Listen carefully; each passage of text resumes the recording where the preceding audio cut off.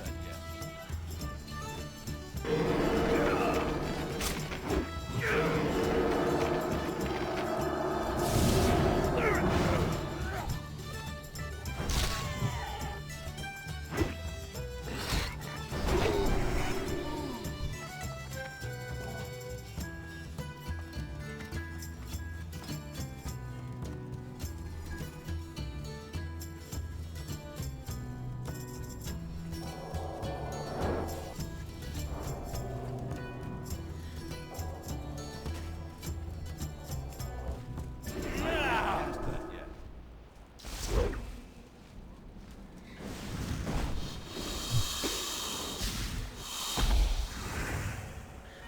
Bizarre,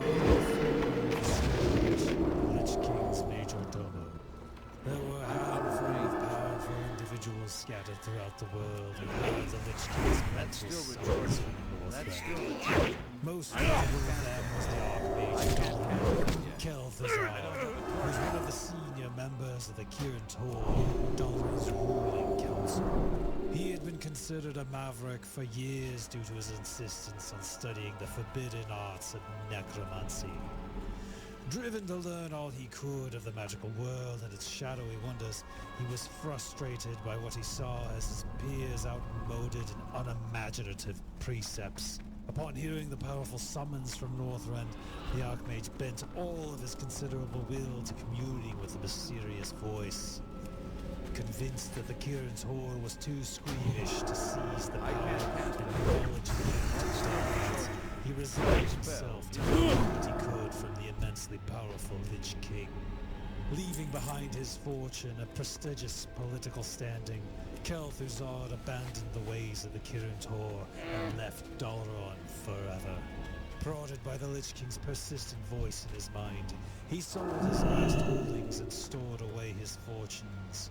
Traveling alone over many leagues of both land and sea, he finally reached the frozen shores of Northrend. Intent on reaching Icecrown and offering his services to the Lich King, the Archmage passed through the ravaged, war-torn ruins of Azjol Narub. Kel'Thuzad saw firsthand the scope and ferocity of Ner'zhul's power. He began to realize that allying himself with the mysterious Lich King might be both wise and potentially fruitful. I can't do that After long months of trekking through the harsh Arctic wastelands, Kel'Thuzad finally reached the dark glacier of Icecrown. He boldly approached Ner'zhul's dark citadel and was shocked when the undead guardsmen silently let him pass as no one was expected. Kel'Thuzad descended deep into the cold earth and found his way down to the bottom of the glacier. There, in the endless cavern of ice and shadows, he prostrated himself before the frozen throne and offered his soul to the Dark Lord of the Dead. The Lich King was pleased with his latest conscript. He promised Kel'Thuzad immortality and great power in exchange for his loyalty and obedience. Eager for dark knowledge and power, Kel'Thuzad accepted his first great mission, to go into the world of men and found a new religion that would worship the Lich King as a god. Aye. To help the Archmage accomplish his mission, Ner'zhul left Kel'Thuzad's humanity intact. The aged yet still charismatic wizard was charged with using his powers of illusion and persuasion to lull the downtrodden, disenfranchised masses of Lordaeron into a state of trust and belief. Once he had their attention, he would offer them a new vision of what society could be, and a new figurehead to call their king. Kel'Thuzad returned to Lordaeron in disguise, and over the span of 3 years, he used his fortune and intellect to gather a clandestine brotherhood of like-minded men and women. The brotherhood, which he called the Cult of the Damned, promised its acolytes social equality and eternal life on Azeroth in exchange for their service and obedience to Ner'zhul. As the months passed, Kel'Thuzad found many eager volunteers for his new cult amongst the time and laborers of Lordaeron. It was surprisingly easy for Kel'Thuzad to achieve his goal, namely, to transfer the citizens' faith in the Holy Light into belief in Ner'zhul's dark shadow.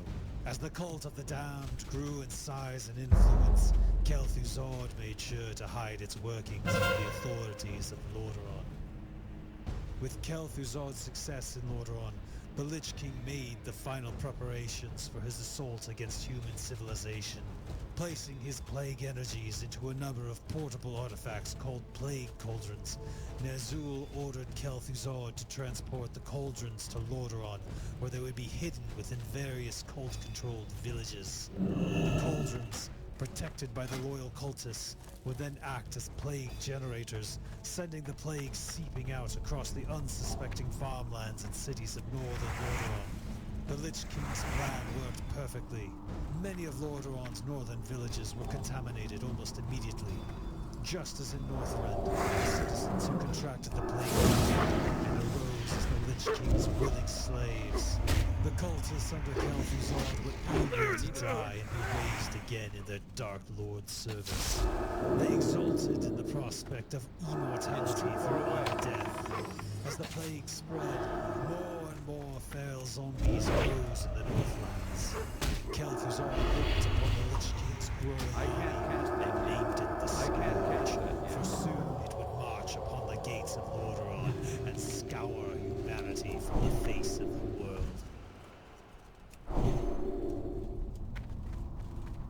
Hey, Azeroth, hold on to your helms, because it's that time again. Everlook Broadcast & Co. is about to drop the hottest deals and products of the week. If you got something to sell, why aren't you on the list? And now, roll the adverts. That's why walk through the world smelling like a mere mortal when you can embody the aroma of the divine. Drench yourself in a La Symphony perfume, a scent so exquisite, even the Magisters will bow. It is your own pet. We specialize in pet reanimation. Your furry friends can be just as undead as you are. Need a combat buddy? Look no further and rent a pet for PvP from Zappy. Previous owner, don't ask, don't tell. Rent for an hour, get a free flea collar.